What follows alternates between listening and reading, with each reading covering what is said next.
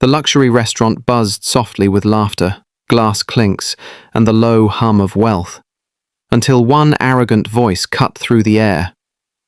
A millionaire, smug in his tailored suit, smirked at the young black waitress standing before him. "I'll give you $100,000, he sneered, "if you can serve me in Chinese." The crowd chuckled, expecting her to blush, stumble, or walk away humiliated. But she didn't flinch. Behind her calm eyes was something none of them saw coming, the kind of power that doesn't shout. It shows. Before we continue, don't forget to hit that subscribe button and like the video. This story is about to take a turn you'll never forget. It was a Friday night at La Maison d'Or, one of the most exclusive fine dining restaurants in New York City. The kind of place where power, money, and ego met over caviar and champagne. Among the staff was Naomi Carter, a 26-year-old waitress who carried herself with quiet grace and confidence. She wasn't just another employee, she was a woman of discipline, ambition, and hidden brilliance. Few knew that she had graduated top of her class in linguistics before life forced her to take this job to support her ailing mother. Naomi worked long shifts with a calm professionalism that customers admired. But not everyone saw her that way. Many wealthy guests treated her as invisible, assuming that her skin color and uniform defined her worth. That night, seated at table 9, was Richard Alden, a tech millionaire known for his arrogance and love for public humiliation. He was celebrating a business deal with his friends, all men who measured respect by the thickness of their wallets. When Naomi approached with a polite smile to take their order, Richard leaned back, amused by her poise. "I wonder if she even understands us," he said loudly enough for everyone to hear. His friends laughed. Naomi ignored the jab, maintaining her composure. But that wasn't enough for him. He wanted to make her small, to remind her of where she belonged. That's when he made his infamous offer. $100,000 if she could serve him in Chinese. Cameras from nearby tables started recording. To everyone else, it was a cruel joke. But for Naomi, it was a moment of truth. Because what none of them knew was that this waitress spoke not 1 or 2, but 9 languages fluently.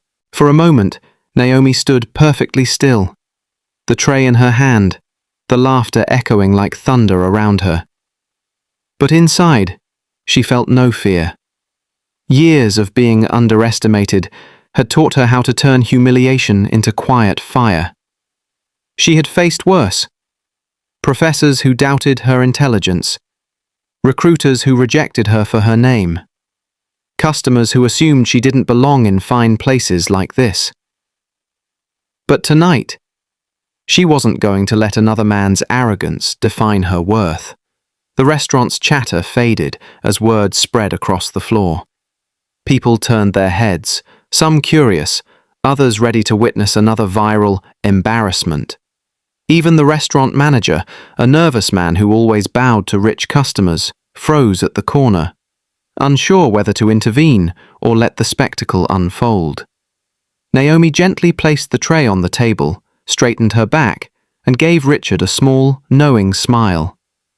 Then, in flawless Mandarin Chinese, she began reciting the wine list, her pronunciation precise, her tone smooth as silk.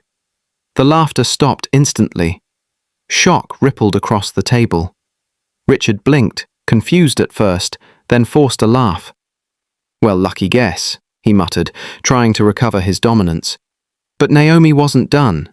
She smoothly transitioned into French, describing the chef's special of the night. Then into Italian, Spanish, and Arabic, each word flowing like music. Every sentence hit the air with authority, grace, and brilliance. By the time she switched to German and Japanese, even the clinking glasses had gone silent. The diners around them started applauding softly, some recording, others simply in awe. Richard's smirk had disappeared entirely. His friends stared at Naomi like they were seeing her for the first time. Not as a waitress, but as someone extraordinary. The man who thought he could buy humiliation suddenly looked small. His $100K offer, meant to degrade, now hung in the air like a debt he couldn't afford to pay. not in money, but in dignity. When Naomi finally returned to English, her voice calm but sharp, she said, "Would you prefer your order in English, sir, or should I continue in another language?" The entire restaurant erupted into applause. Cameras flashed, strangers stood to cheer. But behind that graceful smile, Naomi knew the night wasn't over yet, because the humiliation she returned so elegantly would soon ignite something far bigger, a movement that no millionaire could silence. The video of that moment spread across the internet like wildfire.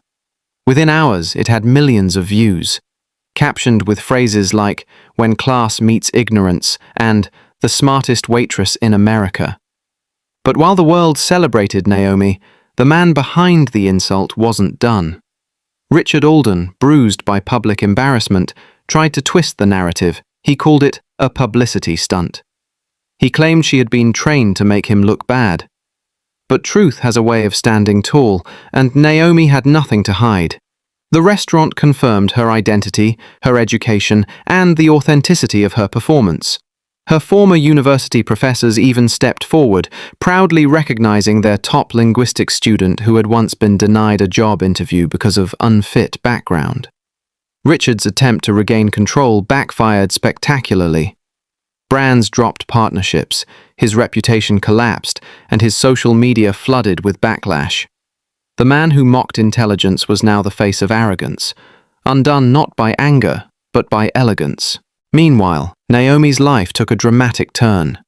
Major news outlets requested interviews, universities offered her speaking invitations, and people from across the globe sent messages of admiration.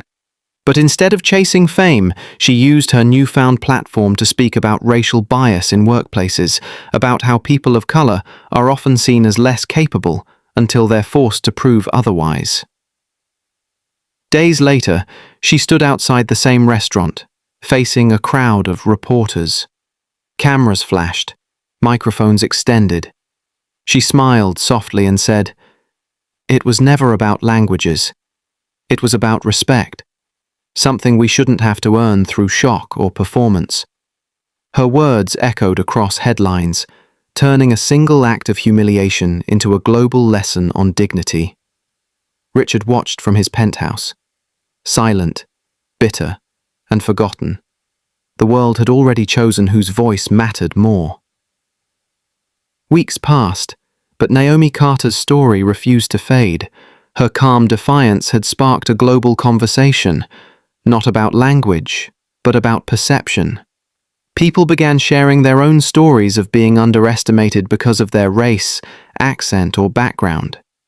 The hashtag #ShockMoreThanYouThink trended for days, symbolizing a quiet revolution of pride and empowerment. Naomi didn't crave fame, but she understood the power of her voice. She founded a small foundation called Lingua for Change, offering free language and communication workshops for young people of color. "If the world won't listen to our words," she said, "we'll teach it to understand them."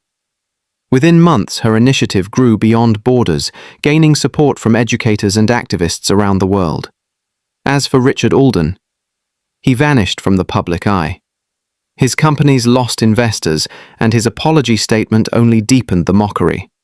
For a man who once believed money could buy superiority, silence became his most expensive loss. One evening, months later, Naomi returned to La Maison d'Or. The manager, once too afraid to defend her, greeted her with a proud smile. A portrait of her, painted by a local artist, now hung near the entrance with a small plaque that read, "Respect speaks all languages." Naomi paused, taking in the quiet applause from the staff who once watched her endure that humiliation. She didn't need revenge. She had rewritten the story.